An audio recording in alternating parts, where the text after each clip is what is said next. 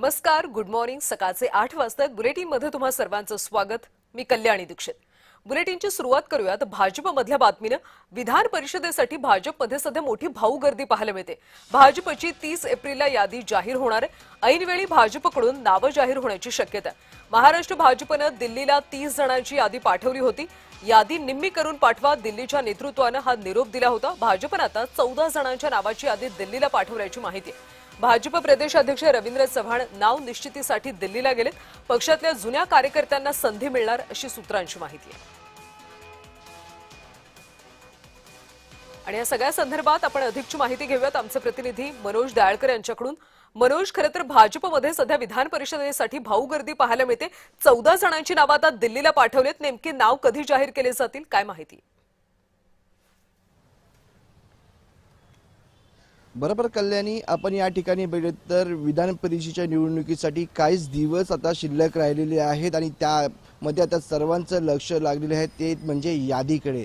भाजपची यादी आपण बघितली तर 30 एप्रिल रोजी ही जाहीर करण्यात येणार आहे. म्हणजे आज नाही तर उद्या यादी ही जाहीर केली जाणार आहे. पण त्यामध्ये कोणाचे नाव हे इच्छुक आणि कोणाला डावळलं जातं याकडे आता सर्वांचं लक्ष लागलेलं आहे. कारण की भाजपमध्ये इच्छुकांची संख्या ही मोठ्या प्रमाणामध्ये आहे आणि त्यामुळे कोणाला वाईट वाटू नये, कोणाला दुःख होऊ नये यामुळे सावधतेच्या भूमिकेमध्ये आपण म्हणते यादी ही जाहीर केली जाणार आहे. आणि त्यासाठी भाजपकडून राज्यामधून 30 नावं ही दिल्ली केंद्रामध्ये पाठवण्यात आलेली आहेत आणि केंद्राकडून आता सांगण्यात आलेलं आहे की ही नावं निम्मी करून पाठवा आणि त्यासाठी पुन्हा एकदा आपण म्हणतो 14 नावांची यादी भाजपकडनं राज्याकडून पुन्हा एकदा केंद्राला पाठवण्यात आलेली आहे आणि त्या 14 नावांपैकी आता ही यादी ही जाहीर करण्यात येणार आहे. त्यामुळे आता कोणाच्या नावाची या ठिकाणी वर्णी लागते आणि कोणाला डावललं जातं हे पाहणं महत्त्वाचं ठरणार आहे. कारण की इच्छुकांची संख्या ही मोठ्या प्रमाणामध्ये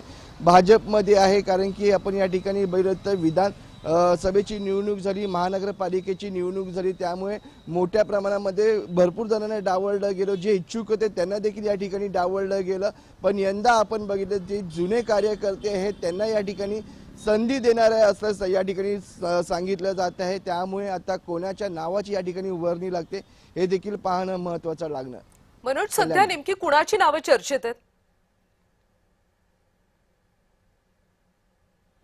नक्कीच कल्याणी, आपण या ठिकाणी बघितलं 30 नावं होती, त्या 30 नावांपैकी आता 14 नावं गेलेली आहेत. त्यामुळे आता कोणाकोणाची नावं पुन्हा एकदा कट झालीत. कारण की या ठिकाणी आपण बघितलं तर भरपूर नावं होती. त्यामध्ये संजय केनेकर होते,